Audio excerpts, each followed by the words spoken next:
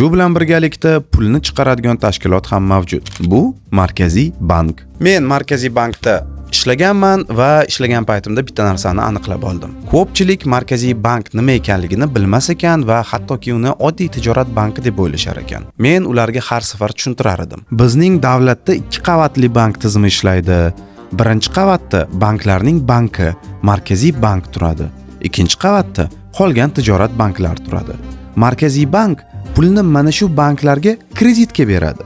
O'zbekistonda hozirgi paytda ushbu kreditning foizi 14%. Mana shu foiz asosiy stavka deb ataladi. Eslab qolinglar, asosiy stavka. Keyin esa tijorat banklari ushbu pulni olgandan so'ng bizga mana shu pulni masalan 28% dan kredit ko'rinishida berishni boshlaydi. Kredit oladiganlardan tashqari esa omonatga pul joylashtiradiganlar ham bor. Ular bankka o'z pulini ishlatib turish uchun berib turishadi.